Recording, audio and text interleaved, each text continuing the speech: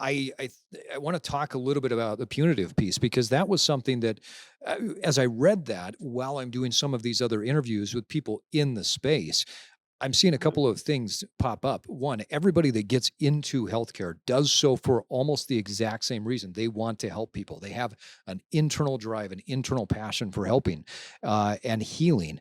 And then they get into the space, and the punitive nature of that particular space is very difficult. In fact, I want to read a quote from your book from Josh Smith, who was an administrator, and you wrote that he said, "quote The state survey process is actually going to kill people. The facilities are not admitting because they are so heavily penalized with surveys, and therefore the hospitals will get backed up and people will die." Now, we've heard several times in our interviews on the podcast that these regulations that were created during the pandemic have had many unintended consequences and they've placed added stress on the facilities. So, what are you seeing in your particular role relative to this punitive nature?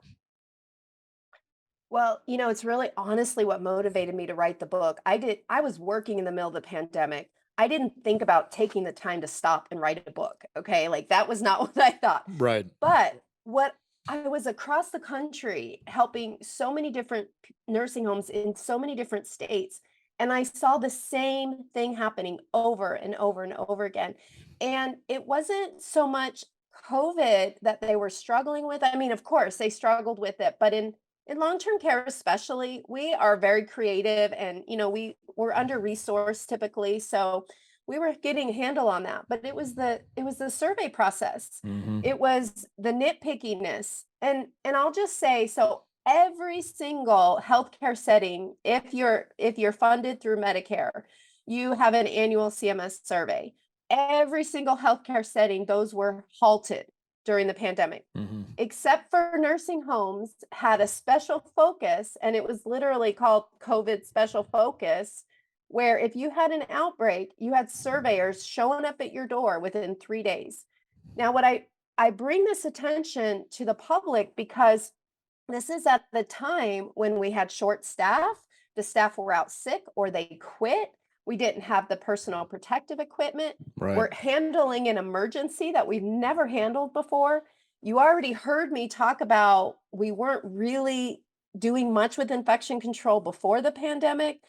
And so it was really an unfair and unjust process to come in and then ultimately tear these nursing homes apart and cite them and find them and point their finger at them and say it's your fault that COVID is in here. I mean, I've my book is a very nice description of what happened. I mean, it got a lot harsher, and I just want to put it in perspective. CMS was funded $80 million to conduct these surveys.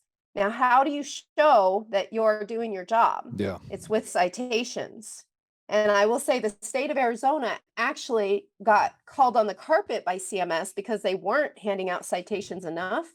And they had to submit a plan of correction to CMS as to why they weren't handing out citations. So citations were the expectation. And so, although I 100% agree with regulations, I agree with the survey process. I describe in my book that it is a broken process.